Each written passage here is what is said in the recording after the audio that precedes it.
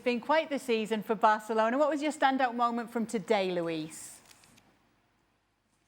From today, just a celebration. I think just to praise and to give the congratulations to this Barcelona side who has made us enjoy their football during the whole season. It's true that in the middle of the season they had that low. It's all of course, understandable after this kind of long season. They are very demanding, a lot of games with international breaks. So these players have been put on a very demanding schedule. But definitely this Barcelona show a different football, a different style of Barcelona. Yes, continue with the dominance and possession when they are on the ball. But also that fantastic attacking side. Very intense, very attractive for the supporters. Not sometimes for the manager because as we've seen in the last few couple of months, they were exposed quite a few times in the Champions League against Inter. Even today, they always have to react because they can see early on the game. But definitely a mentality that I think that is going to stay there for quite a long time. This young side is getting better, is improving. There is a lot of room because they are all very young and they need to continue understanding that experience it will arrive with the next coming years, surrounded by, and some of the players just mentioned, we heard Cubarsí talking about that they were surrounded by players who have more experience, that they were helping them. So that balance, I think, is the key to the success that Hansi Flick has made of this Barcelona side. So congratulations, Barcelona. It's been a joy to watch, and we are looking forward for next season because definitely there is not enough. We want more from this Barcelona side. Absolutely. Thank you so much, Luis. That's very much what we've been hearing from the players. If you were watching the game live with us, you'll have seen that the celebrations went on for so long, we had to cut them off. But we did see that we were going to be hearing from Marc-Andre ter Stegen with our Gemma Soler. We did manage to catch up with him. Here it is. Yes, you are the captain with Marc-Andre ter Stegen. Congratulations on this amazing season. It's been difficult, especially on your side. How important, how exciting it was celebrating here today? Yeah, very exciting for the team, for the club, for the fans. And we already saw it on the bus tour that we enjoyed it a lot. We enjoyed it as a player, but also the fans on the streets. I think it was very beautiful to see, and hopefully yeah, we can take it to the next season and give our best to achieve the same. Everybody speaks about this baby Barca, a lot of youngsters. That feeling of the beginning of something important. You are the captain, one of the veterans, even though you're very young too. Do you have that same feeling of the beginning of something really important? I think yes, because definitely I think those experiences we are making right now are actually giving us a lot of future, no? Because once you already had that feeling, you want to repeat it and repeat it and repeat it. So yeah, I think we have a bright future. Obviously, you have to work for it very hard because nobody would ever give it to you just for free. And in this club, it's always yeah, very tough because the limit is the sky, and we want to yeah, always achieve the maximum we can in the season. So it's been a hard season for you. You got injured against Villarreal, so most of the season having to watch it, surgery. Has this been the toughest season of your career? What have you learned from this experience? Yeah, on a personal level, on all levels, I think it was a tough season, definitely. I'm sure I came back very, very good, in very good shape, and yeah, I'm happy that everything went out as it did. And well, I hope that yeah, next season will be the same. That I'm fully fit, that I can achieve great things with this team. I think we have, as I said before, a bright future.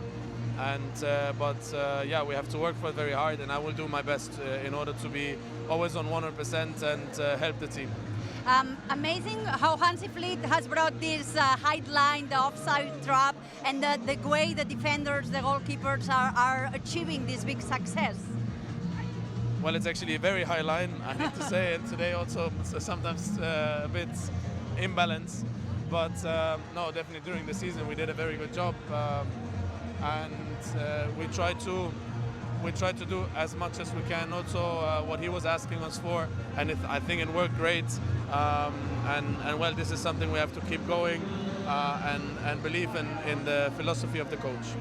Every time I ask Barca, especially the youngsters, they talk about that Champions League, that disappointment. I guess is this like a goal for next season to take that disappointment back?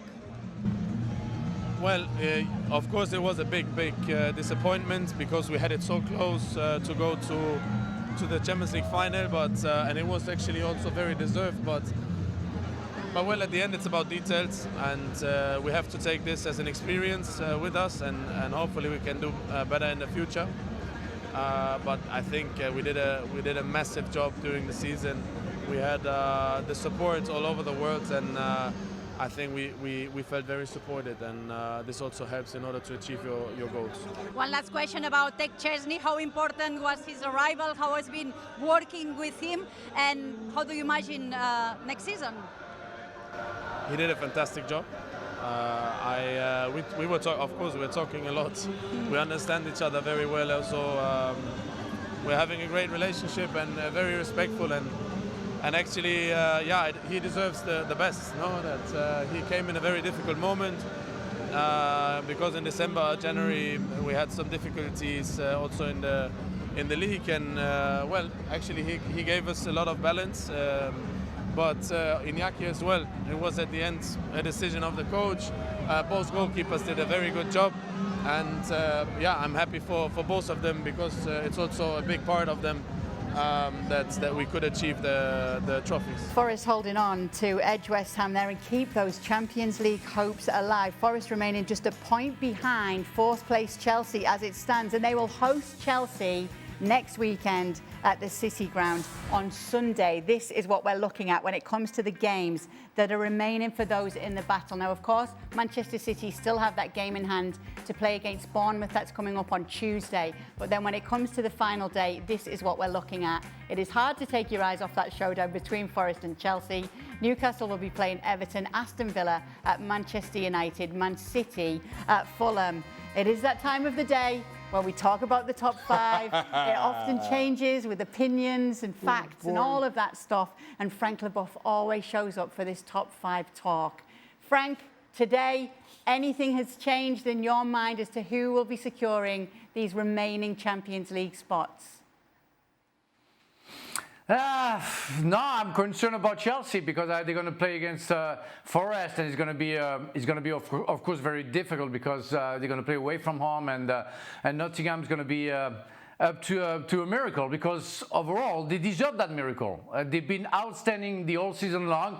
Went down a little bit at the end of it, but still deserve to be in the Champions League because of the season they're having so far. I have some concerns about Newcastle. Newcastle had a very good first half, I have to say, and without Raya, I think they should have scored a goal. But they lost that game in the second half, like they had the second half against Chelsea. I think they went down physically, and even if they missed some players like Isaac, of course, they couldn't convert any goals, and I'm concerned about them even if they play at home. So let's say that it's an open door. Everybody can be in the top five. But I think City is going to be in. I think Aston Villa is going to be in. So it's only one spot left. Can it be really a blue and say Chelsea can do that? If you believe it, you can say it.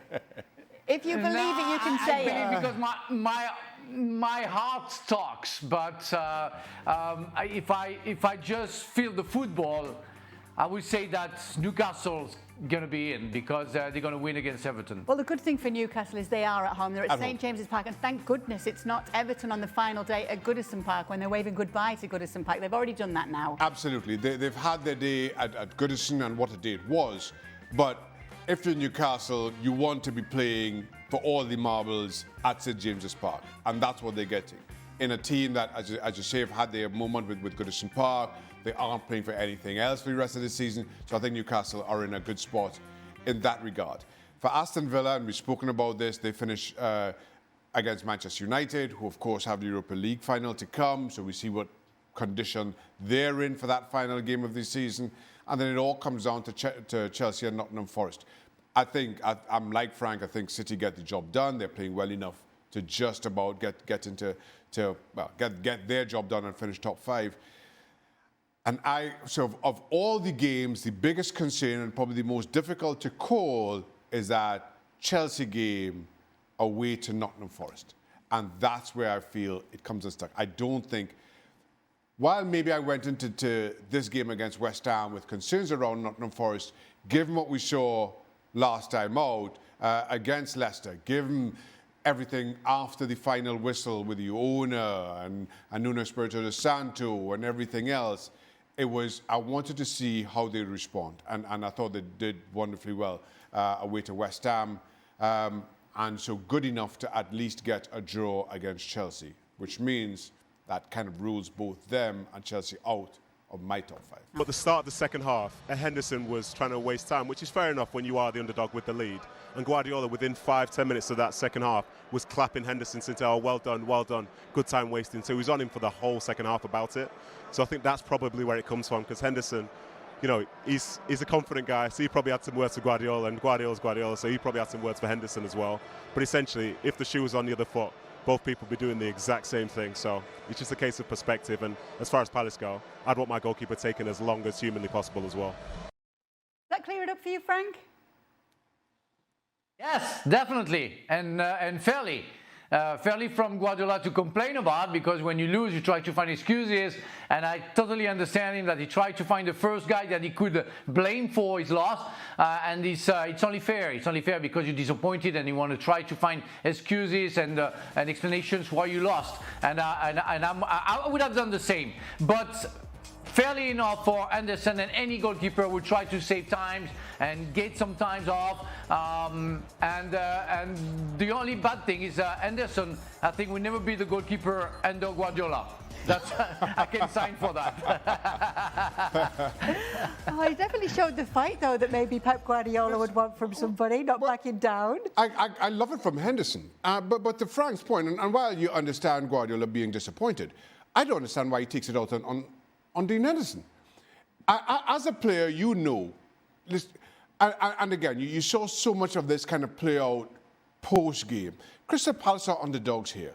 You cannot criticize them for being defensive, for relying on the counter-attack. You cannot criticize them for whatever their tactical approach is. You cannot criticize the players for wasting time. Anybody in that same situation would do exactly the same. If you want, have a go at the officials about allowing the player to do that. But you cannot have a go at the player. So I don't understand. I cannot disagree. I cannot agree with Pep Guardiola's approach to Dean Henderson here, and having come certainly strong words.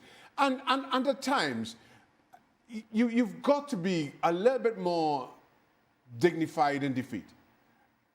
For somebody who has won as much as Pep Guardiola has, and as much as you champion winning teams, winning players, winning managers, you have to give them their moment.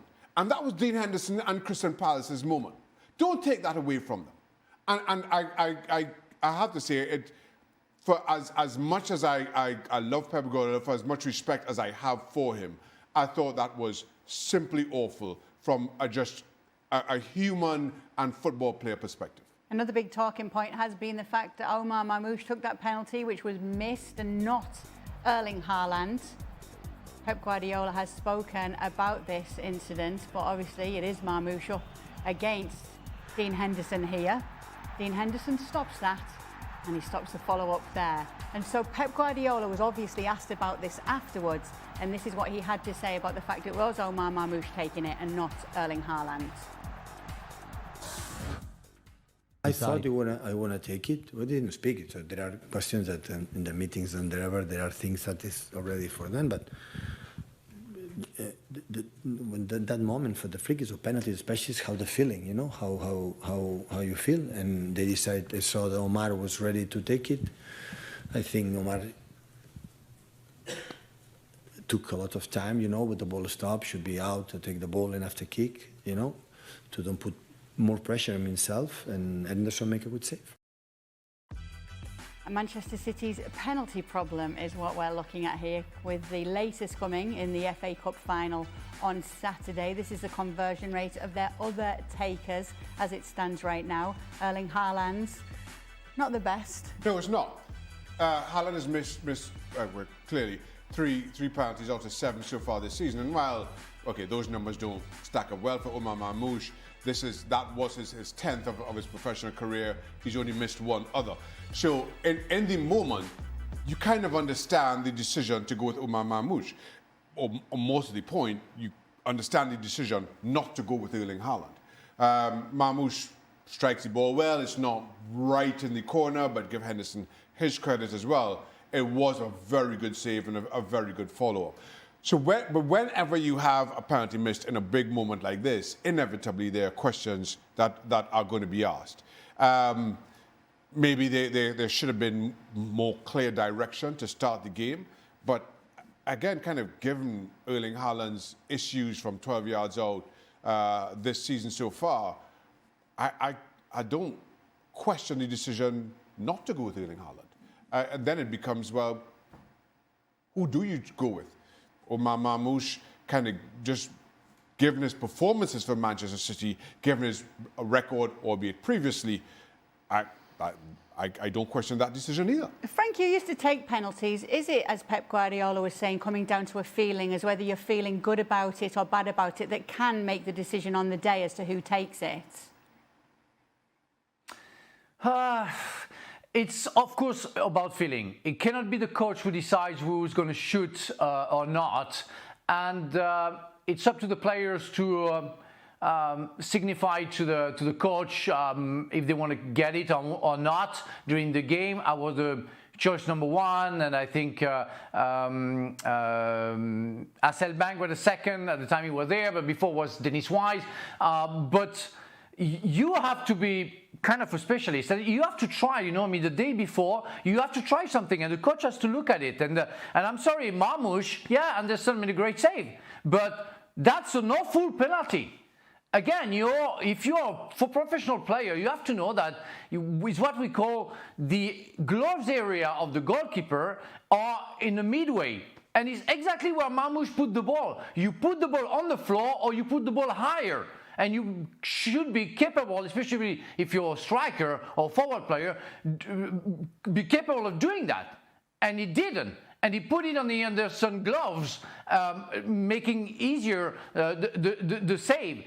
I don't get it. I'm sorry. You take the penalty. You know what you have to do. There are basics, and the basics is definitely not putting the ball there. So he wasn't ready. So he said he was ready, but he wasn't ready. I don't know who was ready, but that was the wrong decision. That was a bad one, and it cost the cup to the citizens.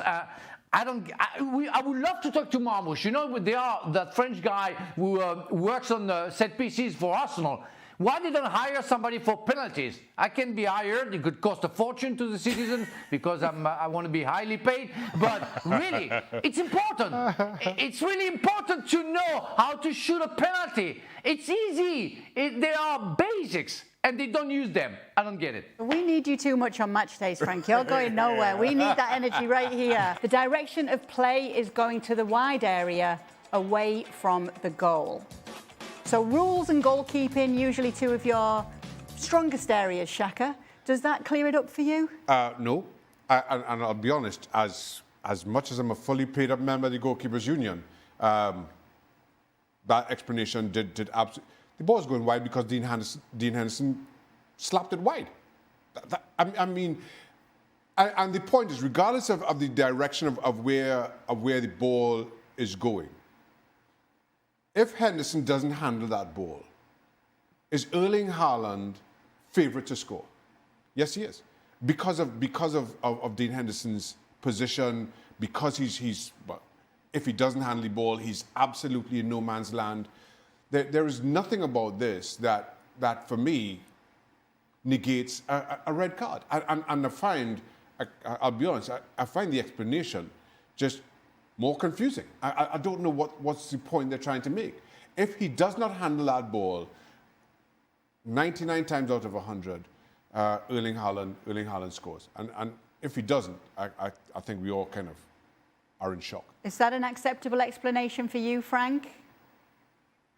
Oh, that's the only explanation. Well done, Shaka. I agree, and I'm not with the goalkeeper union from far. I'm not there. But really, I don't get it. The ball, the direction of play is going to the wide area after Anderson touched the ball. But before, Before, there is no way that you cannot consider that it's a red card, and he touched the ball outside of the 18-yard box. So that's insane. Doesn't make any sense. But I think we are used to referees in the bar going to the restroom or at the bar while players are playing.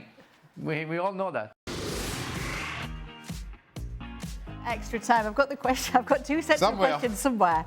But where remains to be seen. Anyway, Frank is with us. Frank, did you like all that drama from the final day in France today? Were you keeping your eye on it? Here they are. For me, he's an alien. I mean, to be capable of doing that at the 19-something minutes, and you know that the future of the club, but also Strasbourg not getting Europe because of that. Also Reims getting to the playoffs and maybe being relegated. Lyon waiting for that penalty to be in Europe. So 4 clubs were involved in that penalty, and the guy decided to chip it. Amazing. Can you imagine Amazing. if you miss that? If he misses it or the keeper saves it? Well, he knew whatever happened, everybody would be watching, so he. Yeah, everybody was watching. Everybody was watching. Yep, but you know, Shaka. I read something about the psychological aspect of shooting a penalty. That we all know that normally 80% of the time the goalkeeper will decide either to dive left or right. So therefore, the easiest position where you have to put the ball is in the middle. Yeah. It's where Touré put it. But in fact, psychologically, you don't try to do that, because if the goalkeeper doesn't move, you look like stupid. Yeah. It's why players don't try it. That's insane, because it's the place where you're going to be the most successful, but players don't try it, because if it doesn't work, you will look stupid. Yeah. So well done, Mr. Touré. Yes, well done. For Shaka, looking at Ter Stegen's performance today, do you think Barcelona should look for a new keeper in the summer if Szczęsny doesn't renew? Barca's first loss of 2025 came with Ter Stegen starting just his second game in 2025. It's clear he is way past his prime. That's harsh. I think there's a big old that's cheek harsh. there. He's just come off a very serious injury, just coming back into it. First of all, if it were me, I'd keep them both. I think Szczęsny has deserved at least another year on his contract. Ter Stegen, up until his injury, was deserving of more time at Barcelona. Now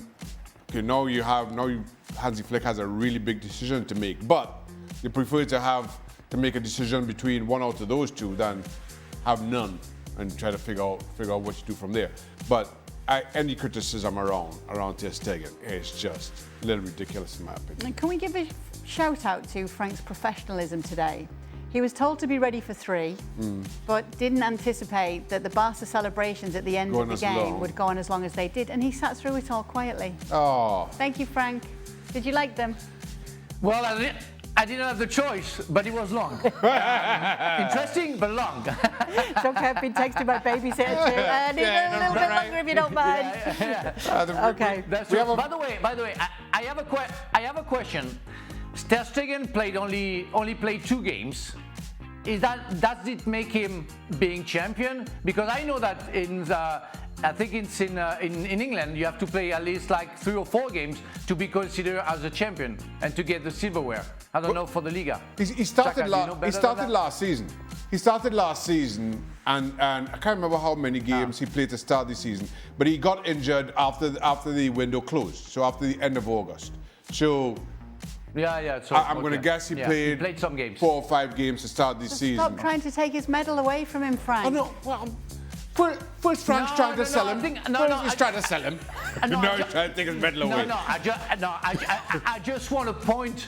The fact that rule is stupid. Okay. Because you belong to a club, and if the coach doesn't pick you, it's not your fault. Therefore, get the silverware, and the other should shut up. That's it. Okay. That's a fair point. That's a nice way to put it. All right, most teams have very little to play for right now, save the club still trying for the top 5. As players, how did you approach those games at the end of the season that really meant nothing? Is it tough? Those were hard. On the one hand, you have a certain sense of professionalism, where you go out there and you're going to play the game to win regardless, right? That's just kind of part of your DNA, and you don't. I'm yet to meet a player who's walked onto the pitch and not tried to win whatever football game they play. But as the game goes on, it just, because as a player, you also thrive on the emotion of the game. You thrive on so even for instance, after playing in England for a certain time, I've gone back to play against Trinidad and Tobago that were meaningless and the crowd was small, and that didn't feel right either. So, people talk about, how do you play in front of, 60,000 or whatever it is. Once you get used to that, it's hard to play in front of 5. You thrive on that pressure, you thrive on the emotion. And then when you come to the end of the season and there's nothing to play for but the professional pride, you miss that spark, and that's the difficult part to it. Is that tough for you, Frank? Can you remember times when that happened? Oh my God, yeah. I remember even once, talking to the ref at halftime, we were leading 4-0, and I asked him, do we have to play the second half? Because the game is dead. So, we are wasting our time, we won, and that's it. You know what, I totally understand what Chaka just said, and I wouldn't take away any word of what he said, because that's what you feel. You play games, and when you have nothing to play, no goals, no expectations, you don't want to play those games. Because first, you don't want to get injured. Second, you are not moved by anything. You don't have any feelings whatsoever. It's like you play for nothing. And when you play for nothing, you don't want to play. Yeah, fair enough. For all, what are your thoughts on some of the clubs who've won trophies this year after a long time waiting? So basically the underdogs, Newcastle, Palace, Bologna, Go Ahead Eagles. Football really is the beautiful game. It's always so nice to see when it happens, isn't it? It really is. Because, and listen, we understand it. So much of the game, there's a focus on the clubs who are winning things, the big clubs in world football. Yeah, the lifeblood of this game is in those small clubs and those fans who are turning up week in, week out with no real expectation, and hoping for those miracles. Now, full disclosure, a very good friend of mine is a Crystal Palace fan.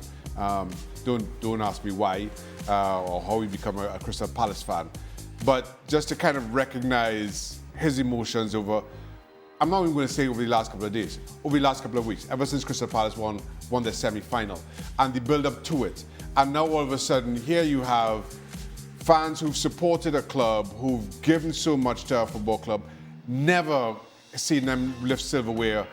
And even as you pan to the crowd after the final whistle yesterday, you can't help but be swept up by their emotions. I'm not a Crystal Palace fan, but you can't help but be swept up by their own emotions and just seeing their team win. And listen, come in next 6 months' time, normal service may be resumed, but you cannot deny them this moment. And Glasner was making the point that you've given fans a moment for the rest of their lives. And I thought that was beautifully put.